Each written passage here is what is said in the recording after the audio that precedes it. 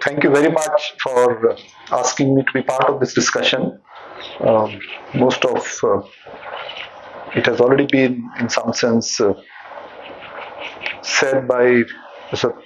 Pai, which in some sense is a very comprehensive discussion of almost every part of it. I'll repeat some of those points, but also add to those points my own position on this, because this is not something which one can talk about without any controversies and differences, because those grounds have already been laid. And I think the question of binaries becomes very critical, and we need to engage with these issues because these are issues that concern all of us. We're obviously talking about reservations in context of the recent judgment of the Supreme Court. I have read the judgment. There are many judgments, and I'll come to that in a short while. And it's been a while, and a lot has already been spoken and written on this judgment. As Mr. Pai was saying, most of it has been, in some sense, done by Dalit activists themselves, and there's now a very large articulate section of Dalit middle class, Dalit academics, Dalit activists who have spoken out, and they have spoken out in some sense very clearly. And what we hear from media reports as well as from these kinds of discussions is that by and large Dalit voice seems to be against the judgment. So that also in some sense reflects the nature of the problem, right? Who speaks on whose behalf and what voices get articulated. My own position is not that of an activist. Otherwise, by temperament, I'm neither an activist nor am I a Dalit. So I don't have those kinds of stakes in the reservation policy. But I think there is a larger concern that all of us have at some level, since it is being organized by students of social sciences, as students of social sciences, as students of sociology and political science. We have professional, in some sense, interest in a subject like this. We need to be aware of what is happening in India and what implications would it have. But I think as citizens of this country also, this in some sense opens up many questions that we have taken for granted, or the manner in which they are being articulated by Dalit activists. I'm not saying there is anything wrong with that or there is any problem with that, but I think that's a position, and we should look at it as a position rather than as a judgment over the judgment. Or even judgment is also not free of politics, and politics is not something that's a bad thing. Politics is a very good thing in some sense.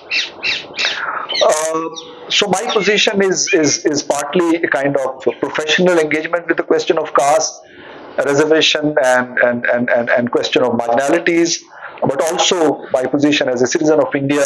How should we look at the question of reservations? So, what is at stake when we think about this judgment? And I think I completely agree with most of the writing that has been done by activists, that what is at stake is the question of social justice.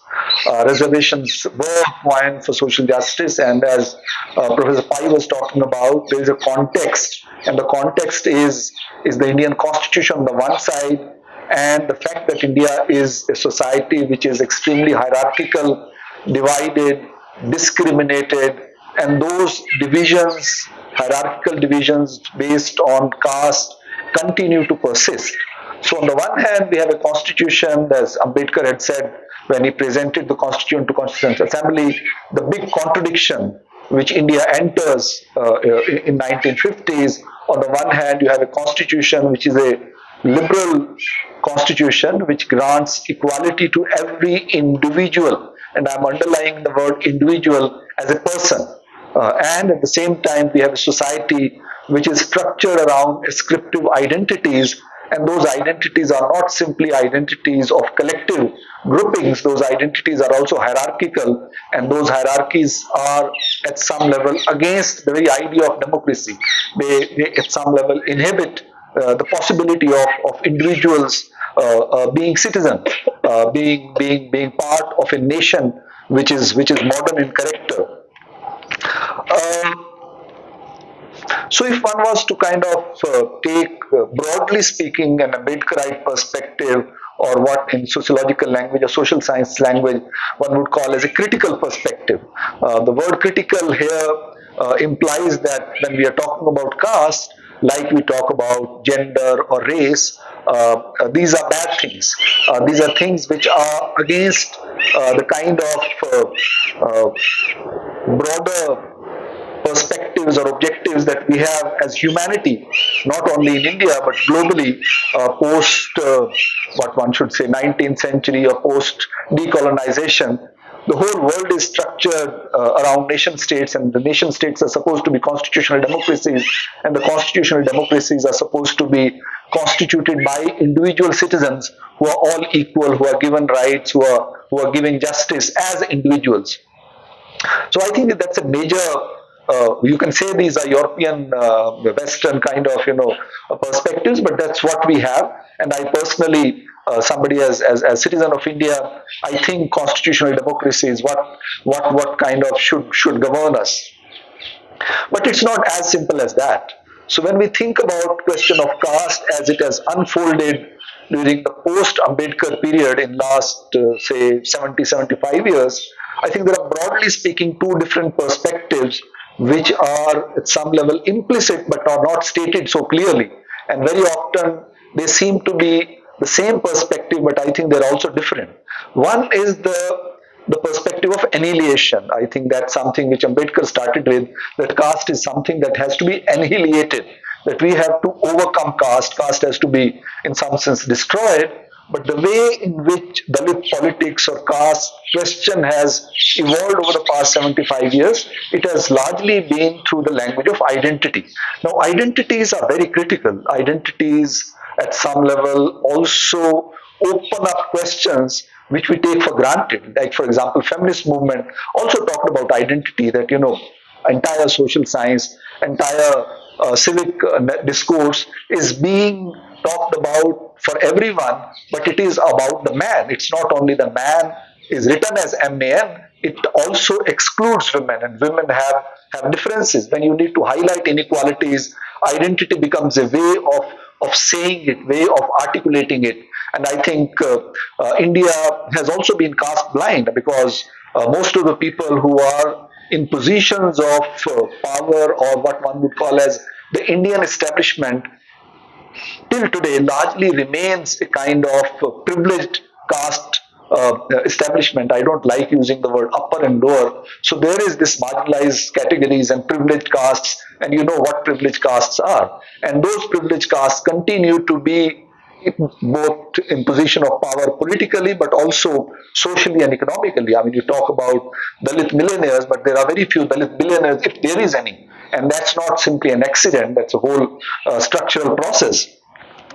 So, but the question of, if we are talking about annihilation, that can be translated very differently, and where we have to try to achieve a point where we become as each other's equal as individuals. But when we are talking about identities, it takes us to what Kashiram had described as hissedari. Now, hissedari can be a very interesting and important political move, but it can also create other problems. The point that Professor Pai was talking about, that we talk about representational politics through hissedari, but hissedari could be a kind of collective identity of Dalits or individual identity of Jatis. Whose hissedari is one talking about? Who is going to represent whom? If it is going to be a collective identity, even in case of feminist movement, this question of representation comes up very centrally in the West around question of race. Who is going to represent the black woman? So is women an all-encompassing identity, or there are other identities as well? You talk about intersectionality or whatever. But in case of caste also, every region has we know scheduled caste is not a singular category. It's a constitutional construct, legal construct. Dalit is a political construct, but in everyday life, what we have are jatis, and every state has a list of jatis. Punjab has 39, Haryana has 38, UP has many more, perhaps some states have lesser. But all these are concrete kinship groupings. If you ask anyone, if you look at politics today in Haryana, they would not talk about Dalit as such. They would talk about Dalit also, but within that, who represents whom? If there is person A represents a particular jati of Dalits who may be very substantial in number, but they do not cover entire Dalit population. And that's how Hindu right wing was very successful in attracting a large sections of Dalit population by using the same logic of Hissedari. So Hissedari can be a kind of double-edged weapon. It can unite, but it can also divide. But more importantly, it also can work against the idea of citizenship because it can also strengthen kinship-based communities. And kinship-based communities can also be extremely patriarchal, extremely inward looking, and at some level working against the very logic of constitutional democracy or citizenship. I'm talking about extreme cases. So this whole question of collective community identities, mobilized identities, unities also has other problems. So therefore, I think we should also remember the other side of struggle against caste, which Ambedkar had started, and that is of questions of annihilation and how does one work with this. In India, state has been a very important political process. When we talk about state and democracy, these are not simply institutions. People looked up to state as an institution which would bring about transformation. India needed change, and that's why the Ambedkar statement become very critical, and that's why political parties are very touchy about constitution, and constitution itself becomes a very important political kind of symbol for mobilizing marginalized sections of the society. So the state in India is not simply an oppressive institution. State in India is also an institution which at some level has the responsibility of transforming society and delivering justice. So one tends to have a negative view of the state, but if you look at the constitutional, historical, political history of India, state has a very positive role to play. That's why we are so obsessed with democratic politics. That's because our society needs major changes. So democracy, democratic political process should be seen as a creative, agential process of change through which human actors can mobilize themselves and occupy those positions of power which can be very effective. And this is how it works on ground. This is why politics is so critical. So I think state has been working in two different ways. State has been working from above to bring about change through reservations, but state processes have also been working from below. The whole process of mobilization, elections, these are not processes from above. When we're talking about Dalit politics, creating an opinion where state has to respond. That's why politicians are very scared of numbers, and those numbers which mobilize themselves become even more difficult. I'll just take another 2-3 minutes and try to kind of wind up my final points. Indian establishment, as I was talking about earlier, has mostly been caste blind, and it is happy to be caste blind. And the point that Mr. Pai was making about merit and the whole language of merit, how it is in some sense produced, articulated, and used as a hegemonic narrative, where we should talk about progress by blinding ourselves towards caste. And I think that has been at some level the mainstream narrative, and that has become even more powerful post 1990s with liberalization, with other kinds of post-national processes, as some people would call it, where that we have to kind of compete in the global market, and everyone has to work hard, etc., etc. You have to make yourself. If you're a competent, smart enough person, you can also become a millionaire. And if you're a Dalit millionaire, you're not going to ask for jobs. You're going to provide jobs. All those narratives became very popular, and they were very tempting across Dalit groups as well. You have this new kind of Dalit articulation happening from within Dalit communities. These were kind of very scary, in some sense, developments where the question of caste was being completely ignored, and it was actually producing a new narrative of caste blindness, where merit was being talked about as source of mobility for everyone, including the Dalits. Now, my final point is why this judgment? Why am I talking about this when we are talking about judgment? There has been, I think most people have read the judgment, those who have written on it, but I think there has been a kind of quick response to it. And the quick response is obviously a response which, in some sense, looks at the negative side of it. And that negative side is because we have very little trust in our state system. We say that state is transformative, policies coming from there, but at the same time, we don't trust our state system and its institution, whether it is judiciary or it is executive or the decision makers themselves. Overall, even those who vote for particular political parties, they don't trust their leaders, and there is a reason for that. So there is suspicion that the moment you have a new judgment, you tend to kind of look at it as a threat to whatever already exists. And what exists has also been achieved with a lot of struggle, and it's very little. As Professor Pai was talking about, there are reservation positions, but they are not being filled. If they are not being filled, and if you also subclassify, it is going to create even more problem. But I see possibilities. I'm not saying that necessarily it would lead to good effect, but I see there is a possibility where it would take us to the direction of making caste as a real policy issue.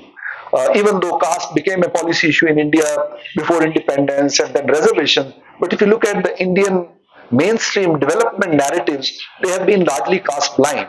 If you look at planning for development until 1990s or early 2010s, it was Professor Thorat's push that caste becomes a policy issue. Before that, it wasn't really being talked about at all in poverty discussions and inequality discussions. It was only household and income, not really talking about question of caste. So I think this judgment perhaps has its own unique, interesting, positive side to it. But in order to get that positive side highlighted, we will have to engage with it. Now, there is not one single judgment, as it was being talked about. There are 6 different judgments. So, if you look at the entire spectrum of judgments, there are some judges who are talking about creamy layer, which is very scary phenomenon. You can't really talk about creamy layer among Dalits as you talk about among OBCs, because how do you quantify something like prejudice and discrimination? How do you say that this person, because he is or she is an IS officer, there is no prejudice against her? That is empirically not true, that they continue to carry that prejudice. So creamy layer argument needs to be completely contested, but at the same time, there are many other things that this judgment is doing. This judgment is not a policy narrative. This judgment is not giving a direction for framing policy. This judgment is only saying that if there is a demand from below, if there is a data, if there is case that can be made in favor of subclassification, it should be allowed. It's not saying that it has to be done. It is not like land reforms that the directive went from the government of India. Every state has to introduce land reforms. It is not saying that.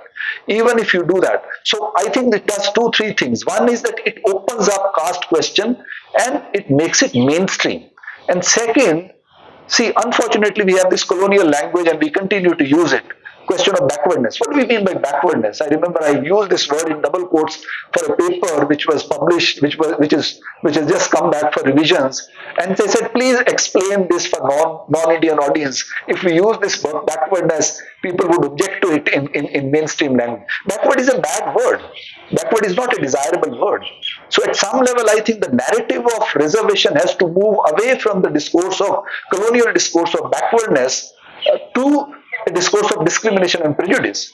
And this judgment gives us that language. This makes a case that reservation is required not because there are certain communities which are backward. Nobody is backward. Nobody has ever been backward, right? This whole idea of backwardness is very, very problematic. It's a colonial idea. So we need to abandon this, even if we use it only as a kind of descriptive category. So backwardness is judgmental category as well. So I think the narrative has to move from the idea of backwardness to the idea of prejudice and discrimination.